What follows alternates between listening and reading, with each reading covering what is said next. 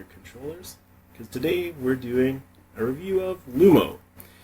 A little bit of preamble, and if you watch the screen, you'll be able to find later on in the recording the spot you want, because I'm going to have big titles everywhere. But I want to quickly start by talking about how I'm going to try to review this game and some others in the future. I plan to, 1, give you the score right off the bat. You won't have to wait around till the very end or search through it. 2, I'm going to go through pros and cons of the game, starting at the stuff that really matters, the stuff that changed the score, and going down to some things that might matter to you more than me. 3, I will talk a little bit about the challenge level, the replay value, what are you going to get out of this game. And 4, just because I'm giving the score at the beginning, I'm going to save at the very end. I'm going to address what I think the game is actually worth in a dollar value. If you're watching me live streaming, feel free to put in some questions about the game. Maybe I'll do a quick Q&A at the end. But for now, let's talk about Lumo. This is a Nintendo Switch game. Most of my reviews will be probably Switch related. We'll see how that goes. So what is Lumo? It's an isometric platformer. You're jumping and running on a plane like this, you can see in the video. This is a genre that is pretty much dead nowadays, and so it was interesting to see a new game come back in this realm. The score for Lumo, 7 out of 10. I consider 5 out of 10 to be average, so this means this game is good. If it looks interesting to you, it's worth checking out.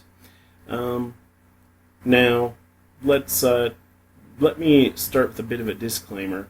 For me, my starting point for Lumo was looking at a game called Equinox on Super Nintendo. It followed Solstice. The developer, Gareth Noyce, says the game is not based on those. It's based on head over heels for the ZX Spectrum. Well, I just gotta say, blue wizards, crazy stuff going on with creatures and everything running around. This game looked a lot like a spiritual successor to Equinox when I first saw it, and so I took it as such. Now, why does it earn a 7 out of 10? Well, my top pro for this game would be there is nothing else like it. Okay, I've seen a few games that roughly resemble this genre on Switch. Maybe Oceanhorn, maybe some of the dungeon crawlers like Diablo, but there really are no isometric platformers these days. In fact, the closest games to this on Switch would be on the Sega Genesis collection. And that maybe isn't totally a fair way to rate a game, you might argue. But then again, if you're making a new point and click on Switch, there's like 100 of them. It better be really good. So this game really stands out and gets a lot out of the fact that it has zero competition. Those optical illusions, though.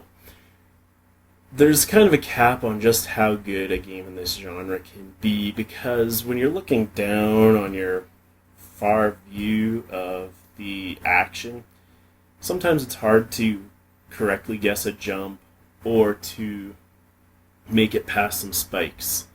In Equinox, they actually took it to, all the way to the extreme of using real optical illusions to make you think, hey, I'm jumping up here, and then you'd miss and fall. This block was actually closer or further from the screen. This game doesn't do anything nasty like that, and it has a couple of improvements that help it kind of avoid that cap, but I just don't know, without full camera control, which this game gives you a little camera control, but it's not in every room, and it's really just a tiny bit side to side. You can't go all the way sideways. Without that, I don't know if you can make an isometric platformer that's a 10 out of 10 game. It would have been a nice feature to maybe think about. But at least the game gives you a little bit of that. And I also have to say, being able to use a joystick is great. Back in the old days of a D-pad with games like Equinox, you'd have to, Press up and your character would go this way. Press left and your character would go that way. Press down and your character would go this way. The joystick lets you point in exactly the direction you want it to go. So that is a nice item.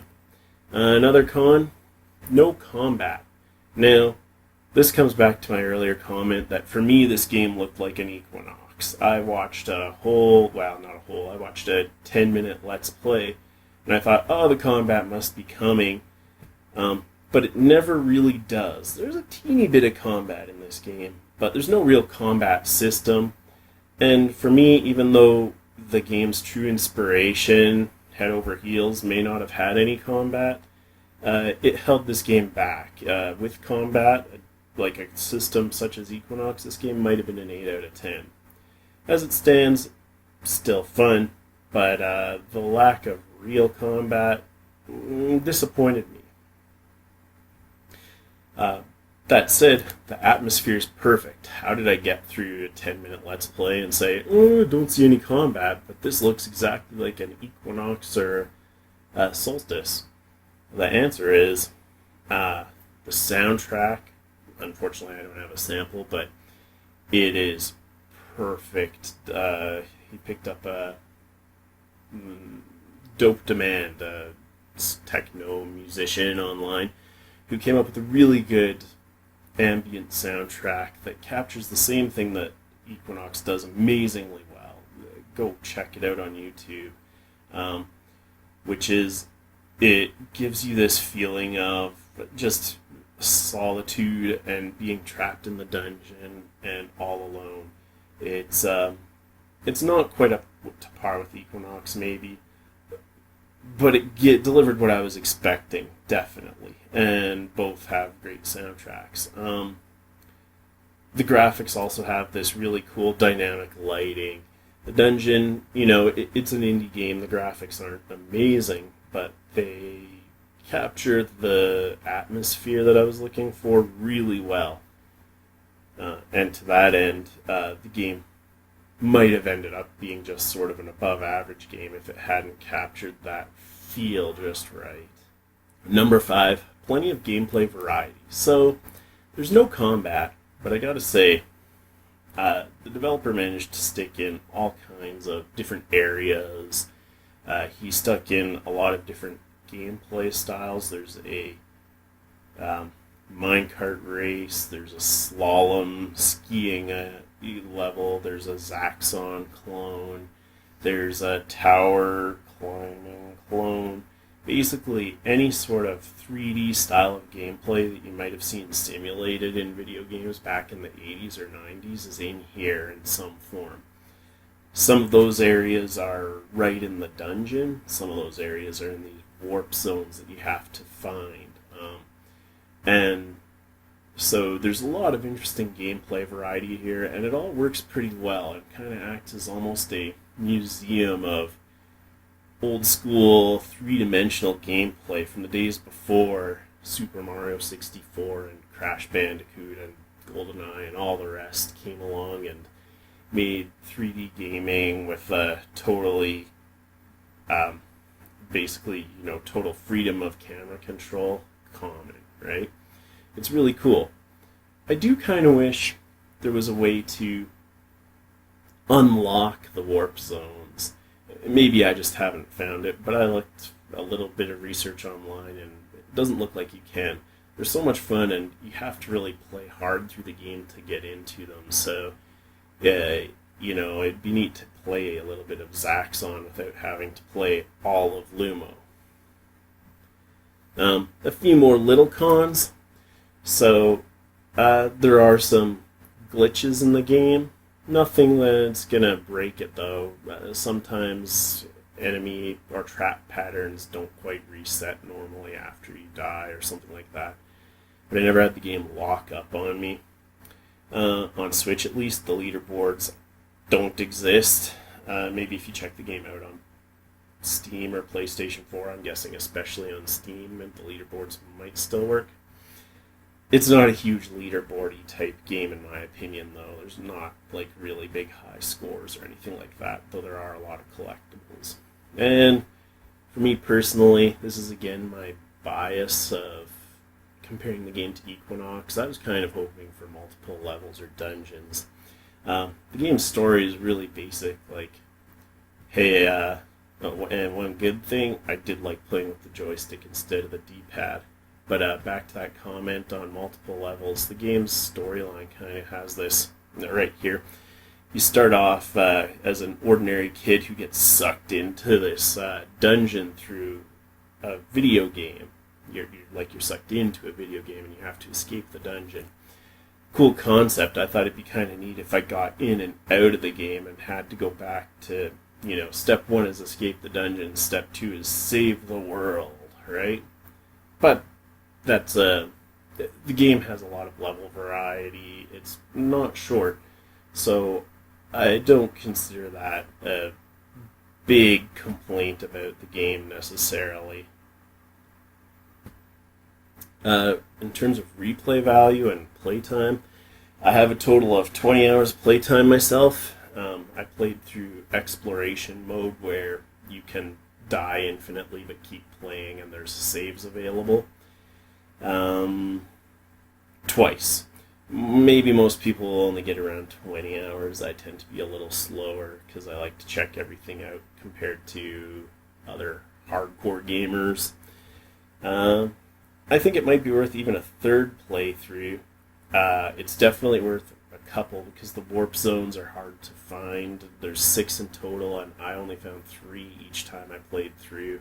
Looks like you can find all of them on one playthrough maybe from what I read online, but you're probably not going to find all the collectibles. You're definitely not going to do all the achievements, and there's also a hardcore mode that, should probably give you 2 playthroughs, and hardcore mode, who knows, if you're really into it, maybe you'll play that for quite a while. I found the challenge level to be kind of like 16-bit era challenge level. It's not extremely hard, but it's definitely got some really challenging points. This actually is some of the more challenging gameplay from the early parts of the game. It gets even harder than this. There's lots of achievements, lots of collectibles. You could probably get up to 50 or 60 hours out of this game, and to that end, I'd say the game's value, I look at it about $25. If you watch my videos, you're going to see me talking Canadian dollars a lot. That's about $20 US, which happens to be exactly what this game's going for on the Switch Virtual Console. I will say you can probably do better than that. I've seen the game on sale quite a few times. I wouldn't be surprised if it's even cheaper on Steam or PlayStation 4, as some games are. So I wouldn't necessarily say you should pay that, but it's a fair price to pay for this game, I think. I actually paid even more for it because I bought the physical version over Amazon. But hey, I can sell my copy and get a bunch of that money back at some point if I want to. So I probably overpaid a little, but I'd say it's safe to pay that kind of price for it. If you're into puzzle solving, dungeon crawling type games, kind of like Zelda, and you're into platformers, this game's worth checking out. If you've played an isometric platformer, that's the best case scenario because the controls and the view are definitely a little different. It's not quite like Zelda, it's not quite like Super Mario Brothers, it's some sort of weird hybrid. But yeah, it was a really fun game. Even replaying it a little bit for this video, I found myself feeling like, I want to try playing through the hardcore mode all the way. With no save feature though, and that is one of their small con. The hardcore mode is just not going to be easy for a lot of people to play in one sitting with no save. Anyways, let me check and see. That's really the review. Let me tab out of here and see if there's any questions. And if you liked my format for reviewing, let me know. Or if you think I should make changes, let me know. And let me know if you want to see more reviews of indie games or big popular ones. I am planning to focus more towards indie just because it's You're not going to see a million reviews of these games, but you guys let me know what you want to see. Thank you for watching, and that's it.